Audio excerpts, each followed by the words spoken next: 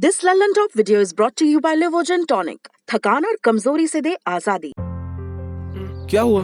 गाड़ी ज्यादा बड़ी है। गाड़ी?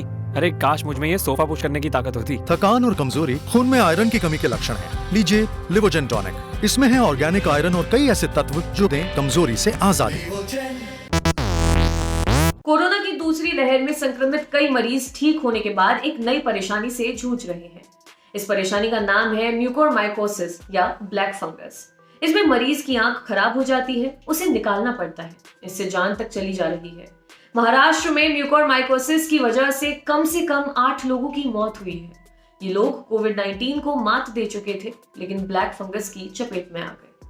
चिकित्सा शिक्षा एवं अनुसंधान निदेशालय यानी DMER के प्रमुख डॉक्टर ततेराव लहाने ने कहा कि म्यूकोरमाइकोसिस के मामले बढ़ रहे हैं। राज्य के विभिन्न हिस्सों में अब तक इलाज कराने वाले ऐसे 200 मरीजों में से 8 की ब्लैक फंगस से मौत हो गई है। ये लोग कोविड-19 से बच गए थे, लेकिन संक्रमण ने उनकी कमजोर रोग प्रतिरोधक क्षमता पर हमला किया, जो जानलेवा साबित हुआ।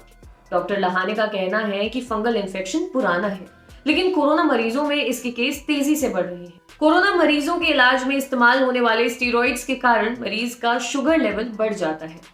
इसके अलावा कुछ दवाइयां मरीज की इम्यूनिटी दबाने का काम भी करती हैं। ऐसे हालात में जो पेशेंट है उसको आसानी से ये फंगल इन्फेक्शन हो जाता है। ये संक्रमित व्यक्ति के दिमाग तक पहुंच जाता है। ऐसी स्थिति में मरीज की मौत हो जाती है।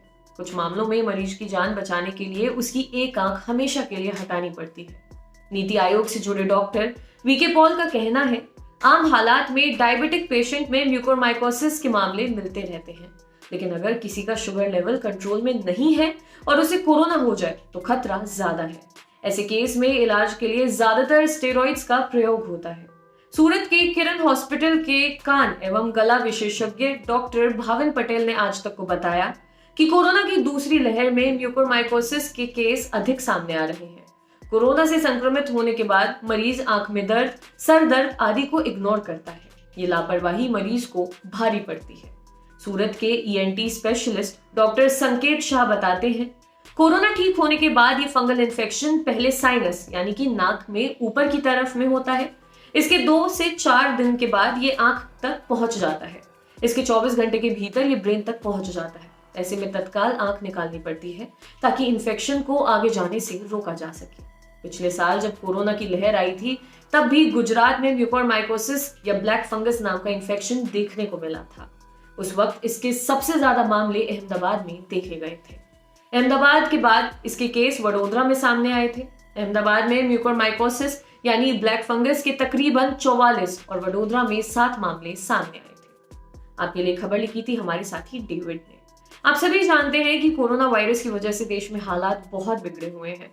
आप लोग भी सुरक्षित रहिए, अपने घरों के अंदर रहिए। घर से बाहर सिर्फ तभी निकले जब कुछ जरूरी काम हो। जब भी आप अपने घर से बाहर निकलें तो मास्क पहने, सैनिटाइजर का इस्तेमाल करें और सोशल डिस्टेंसिंग का पालन करें। और अगर आप कोरोना वायरस से रिकवर कर गए हैं और प्लाज्मा डोनेट करने के लिए एलिजिबल हैं, तो प्लीज प्लाज्मा भी जरूर डोनेट करें।